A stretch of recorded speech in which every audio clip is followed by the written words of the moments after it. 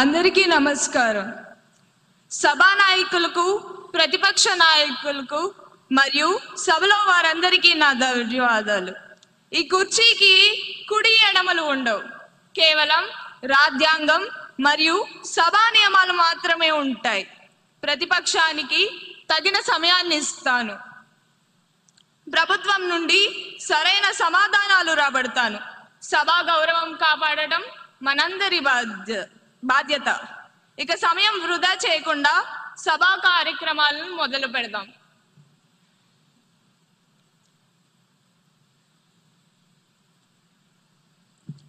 ఇప్పుడు question hour ప్రారంభం అవుతుంది. 241101 క్వశ్చన్ పై గౌరవ వ్యవసాయ శాఖ మంత్రి గారిని స్పందించవలసిందిగా కోరుతున్నాను. అధ్యక్ష, గౌరవ సభ్యులు అడిగిన మొదటి ప్రశ్న, ఈ సంవత్సరం ప్రభుత్వం ఎంతమంది రైతులకు విత్తనాలు మరియు ఎరువులు అందించింది అధ్యక్ష? దీనికి నా జవాబు అధ్యక్ష, 12 లక్షల మందికి. రెండో ప్రశ్న అధ్యక్ష, ఇటీవల వర్షాలు, తుఫానుల వల్ల పంటలు దెబ్బతిన్న ఎన్ని ఎకరాలకు ప్రభుత్వం నష్టపరిహారం ఇచ్చింది అధ్యక్ష? దీనికి సమాధానం అధ్యక్ష, 3.5 లక్షల ఎకరాలకు. మూడో ప్రశ్న అధ్యక్ష, రైతులకు సహాయం చేసేందుకు ప్రభుత్వం ప్రారంభించిన కొత్త రైతు కేంద్రాలు ఎన్ని? దీనికి నా జవాబు అధ్యక్ష, మొత్తం 10 జిల్లా కేంద్రాలు అధ్యక్ష. ధన్యవాదాలు అధ్యక్ష. గౌరవ ఎమ్మెల్యే శ్రీ వేణుమాధవ్ గారిని సప్లిమెంటరీ క్వశ్చన్ అడగడానికి అనుమతిస్తున్నాను.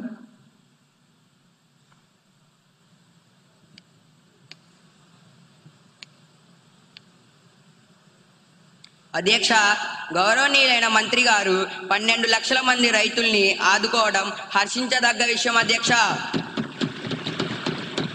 రైతులకు మేలు రకపు విత్తనాలు మరియు ఎరువులు సరఫరా చేసి మన ప్రభుత్వాన్ని రైతు పక్షపాత ప్రభుత్వంగా నిరూపించుకోవాలని మీ ద్వారా గౌరవనీయులైన వ్యవసాయ శాఖ మంత్రిని కోరుచున్నాను అధ్యక్ష.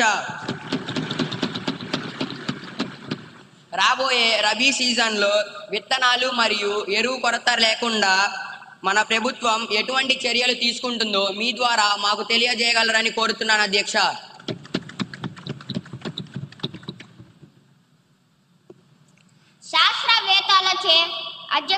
శాస్త్రవేత్తలచే పరీక్షించబడిన నాణ్యమైన విత్తనాలనే మనం సరఫరా చేస్తున్నాం అధ్యక్ష. 3 నెలల పంట కాలం తరువాత మేము చెప్పే దిగుబడి లెక్కలే మాట్లాడతాయి అధ్యక్ష. విత్తనాలను సకాలంలోనే సరఫరా చేస్తున్నాము అధ్యక్ష. మనది రైతు ప్రభుత్వం అధ్యక్ష అని రైతులే చెప్తున్నారు అధ్యక్ష. రైతులే రాజు కదా అధ్యక్ష.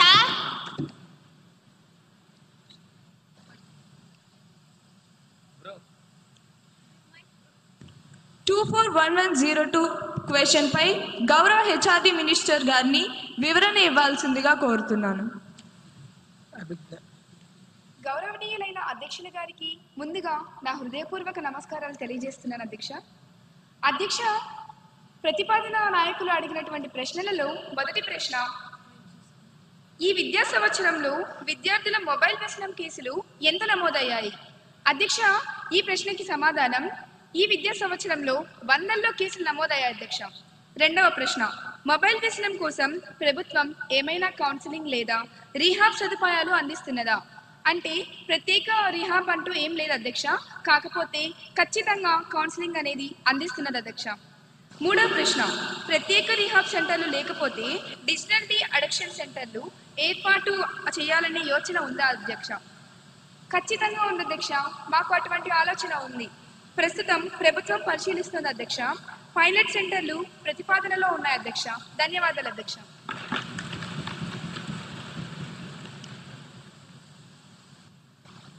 గౌరవ ఎమ్మెల్యే కుమారి నిహారిక గారిని సప్లిమెంటరీ క్వశ్చన్ కి అనుమతిస్తున్నాను. అధ్యక్ష, గౌరవనీయులనే మంత్రి గారు సమాధానం అద్భుతంగా ఉంది. కేసులు 100లో ఉన్నాయట అంటే ఖచ్చితమైన లెక్క లేదా అధ్యక్ష? లేక అది కూడా ఫోన్లో క్యాండీ క్రష్ ఆడుతూ లెక్క పెడతారా? పిల్లలేమో 5G స్పీడ్లో ఫోన్లను అతుక్కుపోతుంటే మీ ప్రభుత్వ చర్యలేమో ఇంకా 2G స్పీడ్లోనే పరిశీలన దశలోనే బఫరింగ్ అవుతున్నాయి అధ్యక్ష. ఆ పైలట్ సెంటర్లు భూమి మీదకు వచ్చే లోపు విద్యార్థులు బహుశా స్విచ్ ఆఫ్ అయిపోదా అధ్యక్ష? ధన్యవాదాలు అధ్యక్ష. అధ్యక్ష, గౌరవ సభ్యులు సాంకేతిక గురించి 5G గురించి బాగానే మాట్లాడారు అధ్యక్ష. కానీ మా ప్రభుత్వం విద్యార్థుల్ని నేరస్తులా చూడటం లేదు అధ్యక్ష, బాధితుల్లా చూస్తుంది అధ్యక్ష, బాధితుల్లా చూస్తుంది.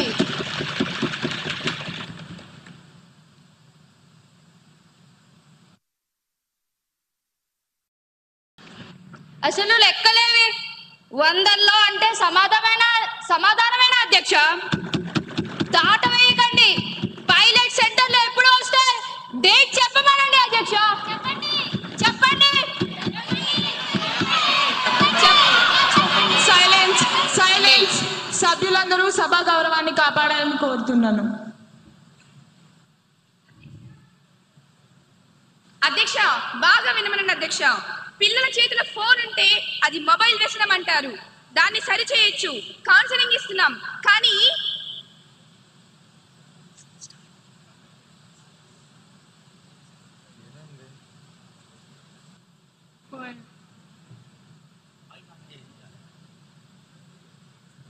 అధ్యక్ష, మా మైకులు కట్ చేశారా? మళ్ళీ కదలే. యాక్షన్ ఎప్పుడు? యాక్షన్ ప్లాన్ ఏది? కానీ ప్రభుత్వం ఏం చేసినా గుడ్డిగా వ్యతిరేకించే మీ మైక్ వ్యసనానికి మాత్రం ప్రపంచంలో ఏ రిహాబిలిటేషన్ సెంటర్ మందు కనిపెట్టలేదు అధ్యక్ష. పిల్లలకి కౌన్సిలింగ్ పనిచేస్తుంది, కానీ మీకు పని చేయదు.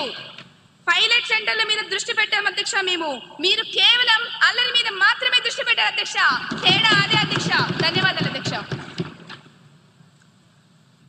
241103 క్వశ్చన్ పై గౌరవ హెచ్ఆర్డి మినిస్టర్ గారిని స్పందించవలసిందిగా కోరుతున్నాను. గౌరవనీయులైన అధ్యక్ష గారికి నా హృదయపూర్వక నమస్కారాలు. అధ్యక్ష, ప్రతిపక్ష నాయకులు అడిగినటువంటి ప్రశ్నలో మొదటి ప్రశ్న, విద్యార్థుల స్కూల్ బ్యాగ్ బరువుకు అనుమతించబడిన ప్రమాణం ఏమిటి? అధ్యక్ష, దానికి నా సమాధానం ఎన్సీఈఆర్టీ మార్గదర్శకాల ప్రకారం బ్యాగుల తేలికగా ఉంచాలని సూచన ఉంది అధ్యక్ష. రెండవ ప్రశ్న, బ్యాగ్లెస్ డేస్ సంఖ్యను పెంచే ప్రస్తావన ప్రభుత్వానికి ఉన్నదా? అధ్యక్ష, లేదు అధ్యక్ష. బ్యాగ్లెస్ డేస్ పెంపు ప్రతిపాదన అనేది లేదు అధ్యక్ష. మూడవ ప్రశ్న, బ్యాగ్లెస్ డేస్ అమలులో ప్రభుత్వం తీసుకున్న చర్యలు ఏమిటి? దానికి నా సమాధానం సెమిస్టర్ వారి పుస్తకాలు ప్రారంభించాం అధ్యక్ష. ప్రతి శనివారం బ్యాగ్లెస్ డేగా అమలు చేశాం అధ్యక్ష. ధన్యవాదాలు అధ్యక్ష.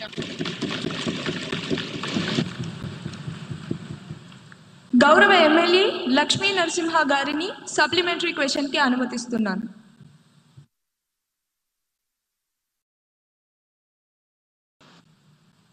అధ్యక్ష, గౌరవనీయులైన మంత్రి గారి సమాధానం చాలా బాగుంది అధ్యక్ష. మన ప్రభుత్వం పిల్లలకి టెక్స్ట్ బుక్స్ను, నోట్ బుక్స్ను, బ్యాగ్స్లను ఫ్రీగా ఇస్తుంది అధ్యక్ష. కానీ పిల్లలు ఎన్ని చేస్తున్నా మన ప్రభుత్వం బ్యాగుల బరువు గురించి ఆలోచిస్తున్నారా లేదా ఎలాంటి చర్యలు తీసుకుంటున్నారో మీ ద్వారా తెలుసుకోవాలనుకుంటున్నాను అధ్యక్ష.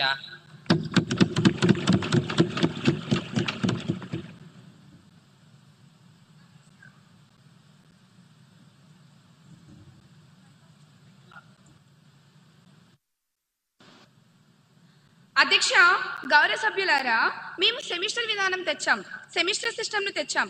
అంటే సగం పుస్తకాలే ఉంటాయి అధ్యక్ష. కానీ అందులో చివర నో బ్యాక్ డే కూడా తెచ్చాము అధ్యక్ష. ధన్యవాదాలు అధ్యక్ష. 241104 క్వశ్చన్ పై గౌరవ పంచాయతీరాజ్ శాఖ మంత్రి గారిని స్పందించవలసిందిగా కోరుతున్నాను. గౌరవనీయులైన అధ్యక్షుల వారికి నా నమస్కారము. సభాసభకు అడిగిన ప్రశ్నకి నా దగ్గర చక్కటి సమాధానం ఉంది. అడవి తల్లి బాట కార్యక్రమంలో ఎంతమంది గిరిజన టోలీలు కవర్ అయ్యాయి? దీనికి నా సమాధానం, గుర్తించిన గిరిజన టోలీలు 250 మంది. అందులో మొదటి దశలో 100 టోలీలను కవర్ చేశాము. రెండవ ప్రశ్న, ఈ కార్యక్రమం కోసం ఇప్పటి వరకు ఎంత వ్యయం జరిగింది? ఇప్పటి వరకు 1000 కోట్ల వ్యయం చేశాం.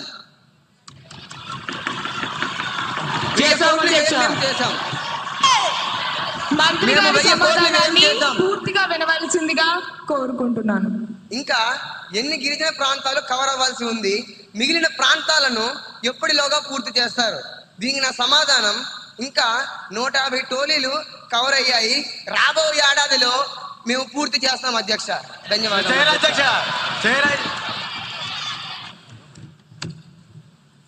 గౌరవ ఎమ్మెల్యే కుమారి ఉదయశ్రీ గారిని సప్లిమెంటరీ క్వశ్చన్ అడగడానికి అనుమతినిస్తున్నాను. గౌరవనీయులైన అధ్యక్ష, ముందుగా అవకాశం ఇచ్చినందుకు ధన్యవాదములు. అధ్యక్ష, మంత్రి గారు సమాధానం చెప్పేటప్పుడు గణనీయమైన సంఖ్య అని చెప్పారు, కానీ అంకెల్లోనే స్పష్టత లేకపోతే ఇంకా అభివృద్ధిని ఎలా కొలుస్తాం అధ్యక్ష? మా ఆవేదన ఒక్కటే అధ్యక్ష, గిరిజన టోలీలు ప్రధానంగా గ్రామీణ ప్రాంతాల్లోనే ఉన్నాయి అధ్యక్ష. వాటికి అభివృద్ధి జరగకపోతే రాబోయేది ముందుగానే వర్షాకాలం. ఇప్పుడు కానీ ఆ కార్యక్రమాలు అనేవి చేపట్టకపోతే అసలు అక్కడికి వెళ్ళడానికి రోడ్డు సౌకర్యమే ఉండదు అధ్యక్ష. బడ్జెట్ ఉంది అంటున్నారు, మరి పనులు ఎందుకు